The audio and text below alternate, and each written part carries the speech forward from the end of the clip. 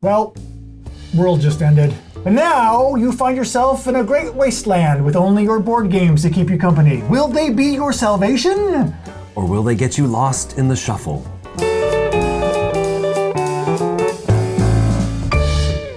I worry about you, Eric. As you should.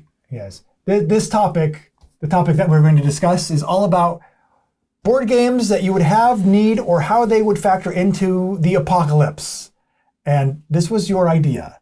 So yeah. What do you have in store for us? Well, I just like to be prepared. Chaz. Okay, that's a good way to look at it. So, as I was thinking about when we were going to film this, I started thinking about apocalypse movies, books, everything. And very few have games in them. So I got to thinking, well, my gosh, how valuable would a pack of cards be in a wasteland? Oh, because they always focus on, finding cans of food or crossbows for some reason. Yes. And they never really touch on, you know what, if you were leading this tribe of people with no food and no water, you know what, the guy with a deck of cards might be king. Yeah, right? When you're hungry, playing a game is a good distraction.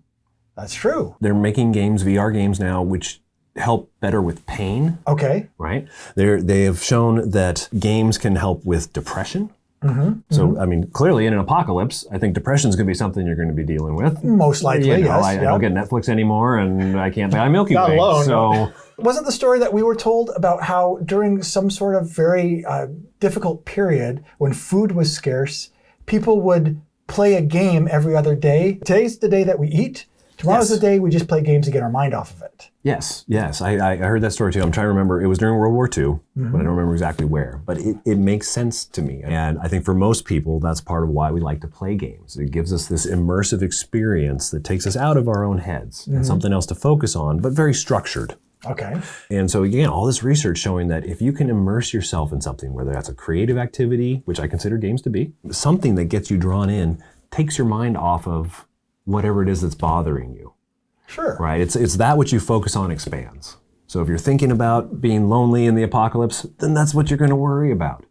But if you're able to distract or entertain yourself a little bit, the mental health benefits are so massive. And then if there's more than one of you, the social benefits are massive. That's a very good point. Unless the only game you have is diplomacy. And then all bets are off. You might as well just go walk right into the zombie hordes at that point. I know, right? You don't have a tribe anymore. It's like our one game's diplomacy. I know what you would do. You'd take that game of diplomacy and you'd leave it out for the zombies to find. Let them fight against each other. Yes. Turn them against one another. Absolutely. Okay, so there's my first vote. If I was in a zombie apocalypse, zombie apocalypse, and they would have to be somewhat literate zombies. Yep. Okay? Yep. I would want a game of diplomacy for that reason, to give it to them. Turn them into their own worst enemies. Fascinating. I think for me personally, it would be, I would want something that had quick setup and teardown time. Sure. In case you had to run real quick, that would be nice. Maybe Hive would be a good one. Okay. It's really, really durable. You know what though? If you are in that situation where quick setup and teardown is so critical, Hive may not be the best pick for you because all the clickety-clack of the Bakelite tiles. I would imagine you also want to be very quiet. That's true. So a game like Boop or what else has a fabric softness to it? Even Can't Stop, right, with the neoprene mats. Oh, yes. You definitely want the neoprene mat upgrades in the apocalypse. I think that's a given. Yes, a neoprene mat is a must in an apocalypse for that very reason. Yeah, I think Yahtzee would be a bad choice for the reason you just stated. Nothing with a dice cup. Yeah, you need a felted cup, maybe a felted cup. Perhaps a felted cup. With the lid. Perhaps Stone Age then, because it's got the little leather cup jobby going on, and that's kind of felty. It's definitely soft and muffles the sound. True, but the smell of the cup might attract the zombies. Fleshy cup. You don't want a fleshy cup? Don't want a fleshy cup. Okay, you got me there. Yeah. Anything cup-based. Anything loud. Boy, this is getting harder and harder than I thought. And now I want to figure this out. The perfect game for the zombie apocalypse. So, what's your thought on Euros? Because it's not as clickety-clack as Bakelite or dice, but you do have an awful lot of pieces being put down on that board. Certainly noise is a factor, but that's an interesting point.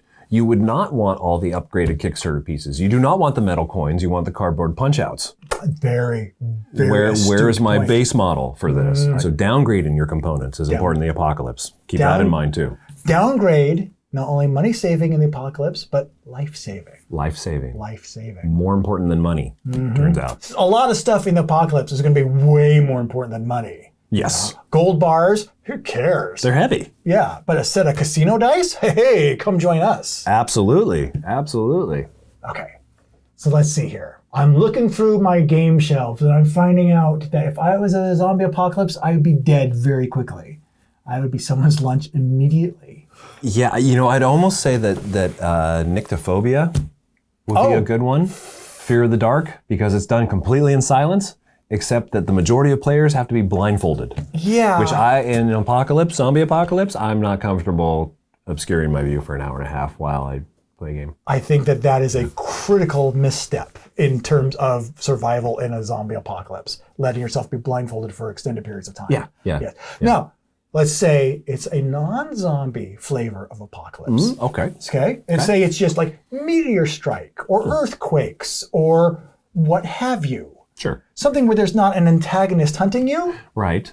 Then I think you may be on something. I think that would dramatically change it. If you had no antagonist, you would post up in the game store. Oh, yeah. And just have all the games, I guess. Yes. So I think that's too easy. I think for all intents and purposes, or since we're talking about zombies, all intents purposes, for all intents and purposes, we got to go zombie. Yeah. We got to find the perfect solution for the zombie scenario. I keep coming back to cards, but then I think about the shuffling. Oh, shuffling will kill you right off the bat. Right, but there's the side shuffle. There is many a shuffle approach, isn't there? So could be user error. Oh, You'd hand your pack of cards to them and be like, don't do that. Don't shuffle like that. Okay, you have just reopened cards. Okay. They're back on the table. Okay, good. So do you think it needs to be just a card game? Or I'm almost thinking something like just one. Because it can accommodate many survivors in your camp. Okay. And it's quiet because you're writing down. And part of the game is just evaluating other people's answers. Evaluating is not allowed. Right. Okay. Though there is the guessing, which is an out loud spoken component that is integral to the game. Right. Okay. Oh, I guess you could write down your answers if you had to be super quiet. But I just know a fatal flaw to just one. And any games of its ilk. You know what that flaw is? The aroma of the dry erase markers will waft on the breeze, being this unique scent. Yep. It's going to attract those zombies right to your door. Absolutely. So unless you have like a big bag of dry erase markers hung off somewhere as a detour trap. Right, exactly. Like hanging from a tree limb. Yeah, right, exactly. But the effort that's going to take to accumulate and then hoist all of those on a tree, I think that's just unrealistic during a zombie apocalypse. Especially just to play a board game. Exactly. Yeah, exactly. It seems like a lot. I think we have to take anything dry erase off the table. Off the table. Off the table. Off the table. Oh! Wow. Now we're talking also components. Right. Right. So soft components. Soft components. The softest of components. Right, but still with a board. Yes. I think a board is mandatory, we both agree, for the purposes of categorizing it as a board game. So that's our criteria, what board game for this apocalypse of which we describe. That's rough, because now I'm thinking about like durability. Oh no, you've entered, now you've brought that into it. What is the thickness of the chipboard that's been punched out? Is it going to hold up or is it going to quickly deteriorate? Yeah. Well, does this zombie apocalypse still have electricity available? Because if it does, we can go get a laminator. Because no one's going to be protecting the lamination store. Oh, that's a good point. So we could go and laminate our chipboards. So I think, boom, right there. Okay. Durability of chipboards is absolutely taken care of. Okay, that's fair enough. Okay. Yeah, really? Wow, you bought it. I'm surprised you bought that. But okay. All right, we're good to go. What else to take? I think I got it. Yeah? Yes. Here's my proposal to you and my fellow survivors. We go and we hunt until we find a copy of the game Potion Explosion. Now hear me out.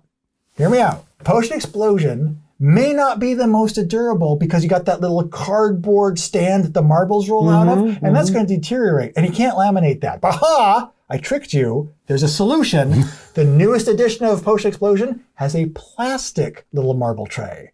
They've solved that for us. It's pre-laminated in a way because it's made out of lamination. It's plastic. Okay. So then you say, well, wait a minute, sir. You got all these marbles going clickety-clack, clickety-clack. I was going to say that. That can be used to our advantage because Zombies start walking in. Aha, built-in defense. We grab those marbles, we throw them on the floor. Zombies start doing a Three Stooges slippy step on the marbles. Exactly, yep. Make that sound. Yep. And then boom, they fall down, we run, we're safe. Day saved. Thanks in part to Potion Explosion, the game that brought us together and is keeping us together. Right, Gizmos. Gizmos would too. be another one. Are we getting to the conclusion that any marble-based game would be okay? I think we're getting to at least the conclusion that your game should have some sort of built-in defense mechanism to it. So if you get a surprise attack, you're able to quickly and... I think I got another candidate for you. Okay. Any Chip Theory Games game. Right. But then you got those thick, sturdy, hefty poker chips that you can sling at something if you had to get away. Yeah. Yeah. On the downside, that would mean packing around like a 20, 25 pound Chip Theory game in your backpack all the time. Correct. Portable, right? This is the Portability. part, right? Our Venn diagram is ugly, first off, and has a very narrow mandala. It may be one of those scenarios where there's no right answer, but there's a bunch of wrong answers. Yes. Like eating cheese after 11 p.m. Yeah, exactly. Correct. That is definitely not the answer. Right. Yeah. Yes. Where do we go from here then? Yeah. What game would you keep in the apocalypse? What game would you hunt out? And how would you use your games for defenses against the zombies, which we are assuming, yes, is the type of apocalypse we are talking about here now? Let us know, please, because I got a really bad feeling about the next few months. Let us know down in the comments what your picks would be. Speaking of picks, why don't we come back with our non-zombie apocalypse legitimate game night pick? Sounds wonderful. This we then do. So what game do you have for us now? Well, I thought, we should enjoy the planet while it's here in its current state. So I brought Earth. Fantastic pick. No zombies. No. No dice. So actually, it's probably a pretty good pick. Actually, think about it for the yes, zombie yes. apocalypse. Yeah. Lots of cards, so be sure to side shuffle. Okay. Earth is just, it's a great game along the lines similar to like Wingspan, which I really like. When you take an action of, say, the orange action, everyone gets to do their orange action. It's to a lesser degree than what you get. There's never a down moment, because you are always taking actions on another player's turn. You're getting some sort of benefit. There's no take that really in this game. Okay. So you're just kind of constantly building your own little engine and getting to do this fun thing, working with the various plants and whatnot. Would you consider it a tableau builder? Or would Absolutely. Okay. Absolutely. More than a hand management game, more of a tableau builder. Yeah. You have a small board with some things on them, but then you are building a 4x4 grid of your own accord, and that all the way the different things interact with one another is just really neat. When you look at it, it looks daunting, but the way it plays out is very straightforward, very easy to pick up. So it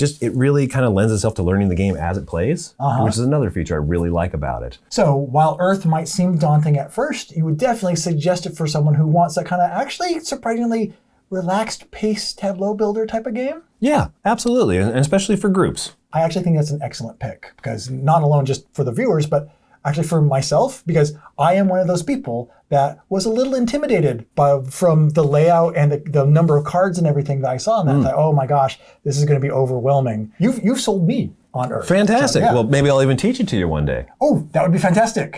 So, okay. And if you would like Eirik to teach you Earth, well, move closer to us.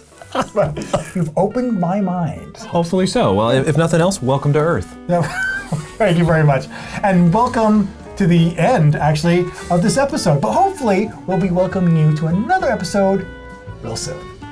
Talk to you then.